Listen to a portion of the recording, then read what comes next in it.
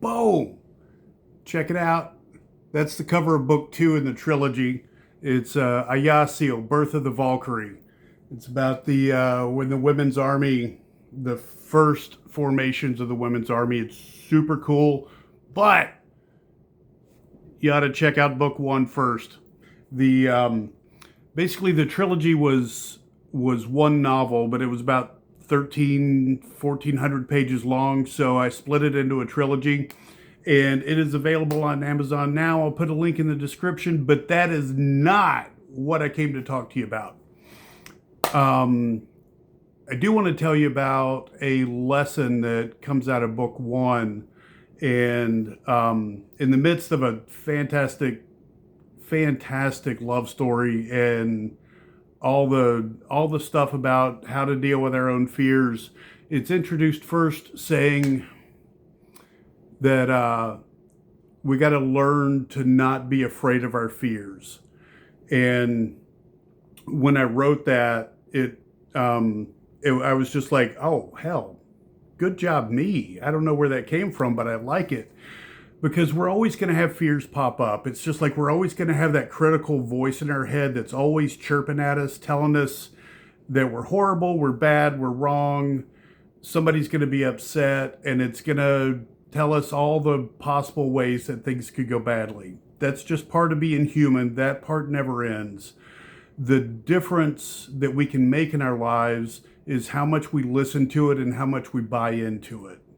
So that critical voice, I actually had clients start naming their critical voice, and and I was like, oh, that's a good idea. I'll call mine Paco, because the name Paco, I think it's a cool as shit name, and it makes me laugh. And I do my best to try and learn to laugh at my own inner critic that's telling me all kinds of stupid, horrible, toxic shit about me. And so, learning to not be afraid of our fears. That's, what it's all about. Now, the thing that's required to do that is we're not in a place of choice if we're really, really triggered. Like if we're just getting racked by, that critical voice, and our body's reacting as if we're in real danger, which is the case with a lot of old traumas that get stirred up.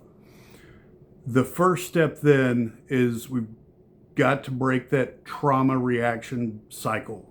You got to stop. You got to take a breath. You got to relax your body.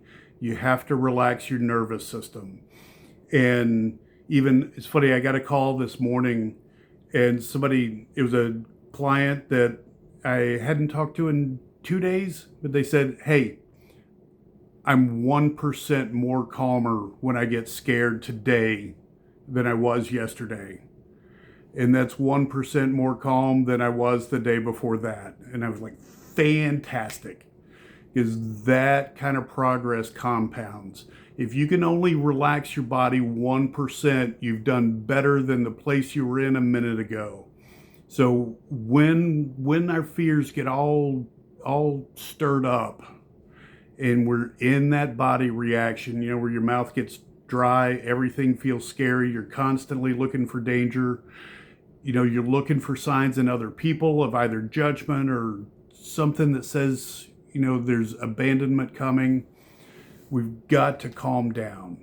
It's not like calm down, you're being too emotional. We've got to settle our nervous system and get settled within ourselves. Because once we do that, then we're in a powerful position of change. Then we start to have some choice about what we're going to do next. And if the only thing you can do is settle your nervous system and relax your body a bit, that's a lot. That's a hell of a lot, and it's worth doing like every 10 seconds for the rest of your life. So, but once we do get settled, then we can start to look at what exactly is the fear. And I encourage you to get really specific about it and state it in a specific way. Frame it as, the fear that I'm telling myself is this. And then figure out what the exact opposite is. Like, if I'm scared I'm not good enough or that nobody likes me, then, like, okay, what's the opposite of that? It's like, I'm okay. I'm okay. And some people like me. Not everybody's cup of tea. But when I get to that place of acceptance, I don't have to have everybody like me. Just having the right people like me is good. That's all I need. That's all I want. That's all you need.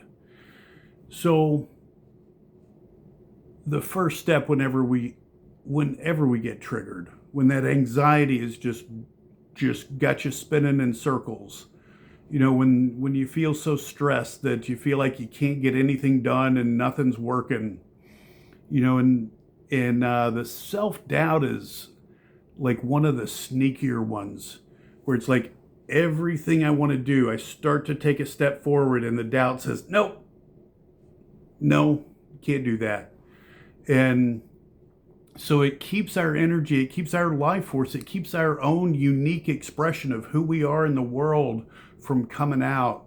Because every time one of those pieces of inspiration comes up, the self-doubt and fear goes, nope, and holds it back, and it takes away that excitement energy of the inspiration. And so when that's going on, you've got to stop that fear cycle, take a breath, relax your body, relax your nervous system. And how many of you have already taken a breath and relaxed as I've been talking about this? So if you have, first of all, put it in the comments, say I took a breath with an exclamation point, because that needs to be celebrated. And so, that I think I mentioned in the video yesterday, our ability to get settled within ourselves is absolutely vital to being able to respond to life in a good way, where our heart stays intact, our heart stays open, and we bring all of who we truly are. So same thing today. Love you guys. Bless you. Hope you're all doing absolutely fan-frickin-tastic. Bye.